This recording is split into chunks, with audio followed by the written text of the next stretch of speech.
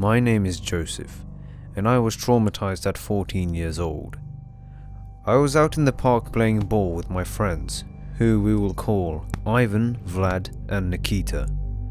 Vlad had to go and study, so he left, and a few hours later, Nikita went home too. Instead, Ivan and I decided to stay for a little while longer, and continued playing ball for a few hours until it was 11 o'clock. In the pitch black, we walked home, worried more of our parents' anger than the dangers of the night. We were leaving the empty park when a boy who was about 16 stopped us. He wore all black clothing, which weirdly contrasted his neon football boots. He introduced himself as Draven and asked if I wanted to play.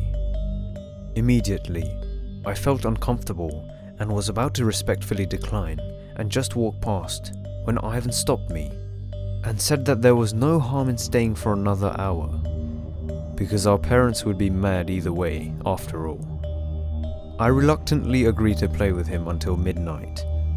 We started playing ball, and surprisingly Draven had an awesome left foot. We also struck up a conversation, and we learned that Draven went to a school nearby. He loved playing football and video games, as well as sneaking out at night to practice football. He had aspirations to make it to the big leagues, and said that it was impossible without putting in the hard work. He seemed interesting and very polite, and friendly as well. I started to like Draven, and Ivan seemed to adore him. Eventually, when Ivan and I were about to go, as it struck midnight, Draven offered us some chewing gum. Ivan grabbed it out of his hand and gnawed away. I was a bit cautious at first, but gave in. The gum felt weird. It had me want to have it more. I looked over to Ivan, whose eye was a little twitchy. Instinctively, I asked if he had any more. Draven then said that he had hundreds of those gums at his house, and that he was also throwing a little party. If we came, he could give us some more. We agreed and left. He led us through the park into the dark forest, and we walked through for what seemed like over an hour before we reached a rundown, shabby, broken abandoned shack with a black van that was parked right in front of the house. But sure enough, we could hear loud music, the windows flashing with colors, and even what seemed like a woman's yelling. We walked inside the house. Before me was a group of men, much older and much bigger than Ivan and I, each holding an implement of pain, whether it was a bat, crowbar, or rope. They loomed over us, and one grabbed Ivan's wrist. That's when I bolted out of the front door. I had zero hesitation. It was only my quick reflexes which had saved me that night. I didn't stop running until I reached my house, and it was only then that I realized that I left Ivan behind. I pounded at my door and fell into my dad's arms, sobbing. The rest of my family had come downstairs, curious as to what the ruckus was all about. I told them in hushed whispers of what had happened, and immediately phoned Ivan's parents and then the police. They investigated the building and found nothing, claiming that the owner of the house had died some time ago. I recounted what I had seen to them, and with this information, they launched a search across the entire woods. Sure enough, they eventually found a recently dug hole where they uncovered the bodies of over 100 youths, the youngest being 4. Ivan had been beaten badly and his body used to store drugs. They even found my other friend Vlad. He had been killed just an hour before Ivan. But what scared me the most was the note that had been left on my pillow the next night. In bloody writing, the words, "You were lucky."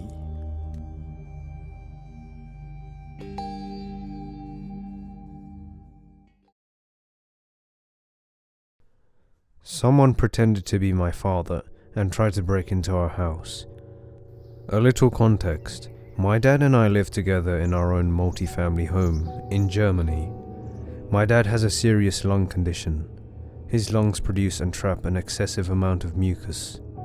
The trapped amount is huge and keeps his lungs from working correctly. It's pretty normal that he has to be picked up by an ambulance every 2 to 3 weeks because he can't breathe anymore. Last week, It was that time of the month. He couldn't breathe, so I called an ambulance. Soon, he was taken to the closest hospital. Pretty normal for me, because this happened at least 10 times in the last 6 months. So I went to bed after he got picked up on Tuesday. I went to work the next morning and got a text from him that he had to stay for at least 2 more days, approximately until Friday. On Wednesday evening, I got home from work and played a match of Rogue Company, when someone suddenly rang the doorbell. That's unusual, because we never have unannounced visitors. I walked to the door and was about to press the door buzzer to open the main door, when I heard more than one voice directly in front of my door. That meant that someone just got past the main door. Weird. I asked in German, "Hello? Who is it?" Silence for 3 seconds. Then a person who sounded like my father answered, "Mitcha, it's me. I forgot my keys. Open the door." I thought, okay, in that case. Wait a minute. My dad never calls me Mitcha, only Mitchie, and there was that sarcastic tone in that voice. I didn't trust the situation, so I called my father on his phone. If the person at the front door was my father, his phone should ring, right? Right, it didn't. Big whoop. My father answered, and as I suspected, he was still in the hospital. Meanwhile, the 2 people on the other side of the door heard my phone call and started kicking my door. "Let me in, Mitcha. It's your daddy. Let me in." Thank God that door is reinforced. After I threatened them with calling police and having a big-ass knife in my hand, they left. I heard their footsteps running down the staircase. I rushed to a window facing in the street to check if I could see a car or a license plate. Nothing. Just a few footsteps in the distance. They never came back after that. What's weird is that they knew my name and that my father wasn't home, despite his car standing in the driveway. Shit was hitting the fan when a buddy reported something similar. We called the police. Investigation in progress.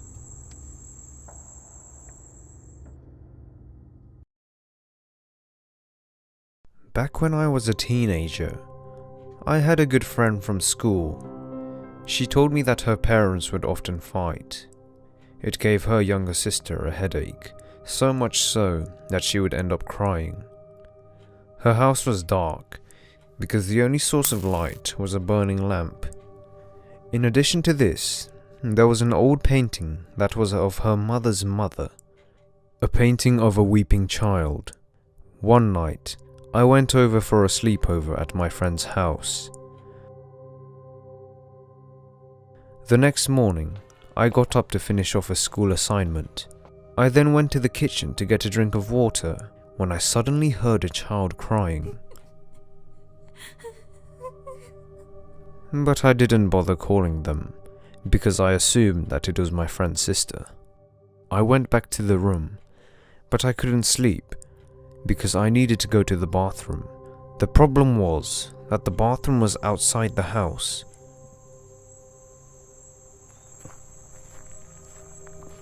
I went over to the bathroom as courageously as I could, but once again, I could hear the crying, this time in the bathroom.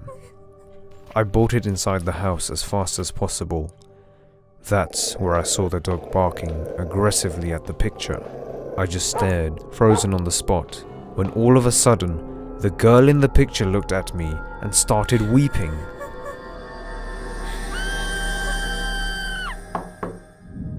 I ran to the room and screamed at my friend to tell her parents what I just saw.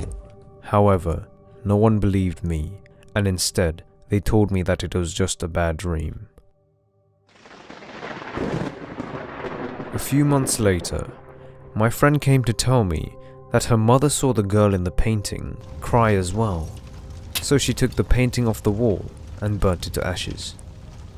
She also discovered that the artist had performed a ritual to curse the painting. The painting was of a child that he had abducted in order for him to paint them. After he was done, he handed them over as a sacrifice, and whoever had that painting, their house would be in the dark, and there would be no peace.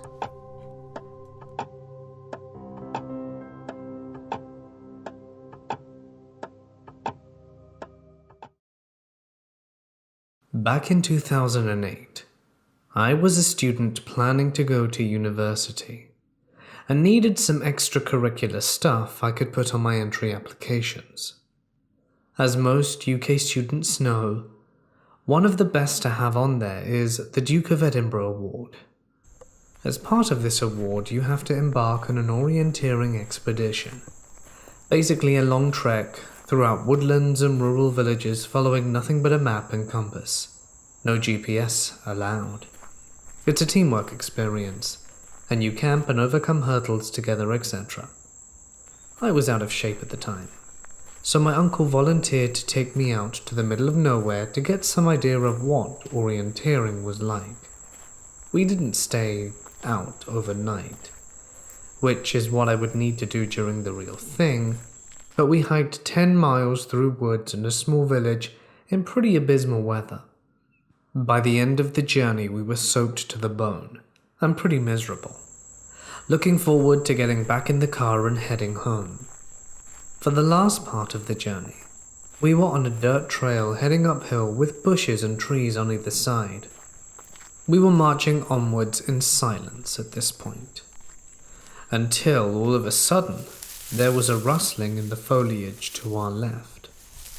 From behind a large bush stepped an old man in a black suit with a red bow tie and dress shoes. He looked to be in his late 70s or perhaps early 80s. Very pale, with liver spots dotting his face and a grey and white comb-over to match. I was instantly weirded out. Who dresses like that to go into the woods? The instant thought is that seeing some guy at this age out in the woods in these clothes and in these weather conditions is that this guy has certainly lost his marbles. There was something else that took me an extra moment to notice, though, that puzzled me. He was bone dry, didn't even have mud on his shoes. We stopped in our tracks and just stared at the man for a moment, who appeared to be as frozen and shocked as seeing us. My uncle made the first move, taking a step towards him, asking if he was all right. The old man continued to stare for a moment, not moving even a twitch, then became suddenly very animated. It was like he suddenly snapped out of a trance. He began flailing his arms wildly, saying something awful had happened, and that a good friend of his needed help. He began walking backwards into the woods, motioning for us to follow him, which we did. We started off at a brisk walk, and escalated to running as we struggled to keep up with the old man. After a minute he disappeared ahead of us, but we could hear him and continued following the noise until we reached a huge slope. We stopped at the edge and looked down to see the old man standing at the bottom, motioning us, pleading with us to follow him. I remember looking down at the slope. It was probably a 40-degree angle, and spanned for at least 50 feet or more, and slick with mud. It looked like an accident waiting to happen, especially given there were no shrubs or roots to hold onto or anything. I remember looking down at the old man on the other side of the slope, and wondering how the heck did he cross it so quickly and cleanly. I mean, at that distance it's hard to see any fine detail clearly at all, but I swear he didn't appear wet or muddy at all. Me and my uncle looked at each other, and I saw that he was getting as weirded out as I was. Despite my feelings, I made a step towards the edge, and was going to try and make my way down, when my uncle grabbed me firmly by the arm and pulled me back. "Something's wrong here," he said under his breath. We took a few steps back from the edge, and at this point the old man at the bottom started to get irate. He began pleading with us to come down the slope, telling us he needed our help. His friend was in trouble. My uncle shouted down at the old man that we would head back to our car and call emergency services. That professional help would be on its way soon, and they would have all the tools that they needed to help. The old man then got furious and began jumping up and down, demanding that we come down the slope right away, or there would be hell to pay. His voice changed drastically at this point. He was now practically growling his words, his hands bunched up into fists, pounding his knees like an angry toddler throwing a tantrum. I've never seen a grown adult fly into such a rage in my life. His eyes looked like they were on the verge of bursting out their sockets, his skin gone pale to red in almost an instant. We began to hurriedly make our way back the way we came in, his demands and threats getting less audible as we got closer to the trail. Once on the trail, we practically power marched the remaining quarter-mile or so to the car. All the while, my uncle was on the phone to the emergency services, explaining to them that there was a possibly mentally ill man wandering the trail. We were ordered to get into our car and await the police so that we could show them where we had encountered him. About an hour later, we met 4 officers, 2 of whom had dogs with them, and a pack of supplies like first aid and emergency blankets. We led them to the exact spot and then pointed the 2 officers with dogs in the direction he led us through the bushes, and the search lasted a weekend, but there was never any trace of the old man. Officers said the only trail they could pick up had been mine and my uncle's. They didn't find any footprints or anything belonging to the old man we encountered. This has been one of my weirdest experiences to date. The 3 boys gathered on the sidewalk. It was almost midnight. They went to the Halloween parade and continued having fun while plotting to scare others. On the sidewalk, there was the front of a hospital. The 3 of them stood under the morgue window. However, the window was at a considerable height, but there was a tree which they planned to climb up to look inside. Gerardo saw a lady turn a corner and walk towards them. "People are coming," he warned the others, and immediately looked away. "We have to wait for it to happen," said another of the boys. The lady was crossing slowly. Then she seemed to remember. She looked at the window and quickened her pace.